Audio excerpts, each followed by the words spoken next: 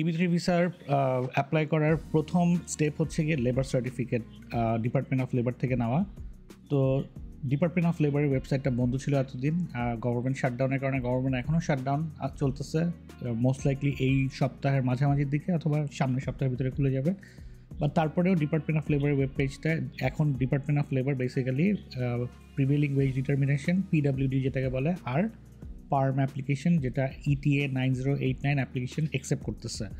So যারা apply করতেছেন অনেকে এই শাটডাউন নিয়ে একটু ওয়ারিড ছিলেন যে হয়তো এখন অ্যাপ্লাই করলে কবে লেবার সার্টিফিকেটটা সাবমিট করা হবে। তো লেবার সার্টিফিকেট এখনও গভর্নমেন্ট শাটডাউনের পরেও এটা খুলে দিচ্ছে।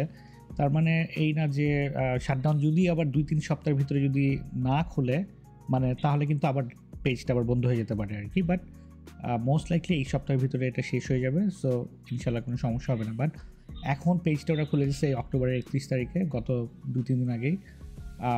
যারা অ্যাপ্লাই করতেছেন ডিপার্টমেন্ট অফ লেবার সার্টিফিকেট পেতে কিন্তু আপনার 13 থেকে 18 মাসের মতো সময় লাগে। ইউজুয়ালি এখানে প্রায়োরিটি ডেট এই যে জুন 2024 যেটা দেখতেছেন, এই ডেটে অথবা এর আগে যারা অ্যাপ্লাই করছে তাদের লেবার সার্টিফিকেটটা এখন আসতেছে।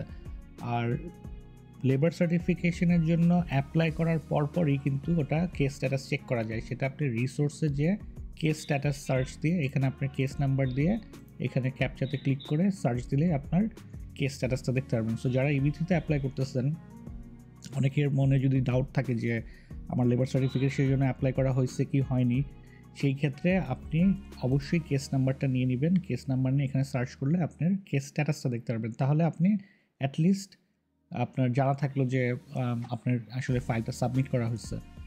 সো এটাই আর কি বলার ছিল। ধন্যবাদ।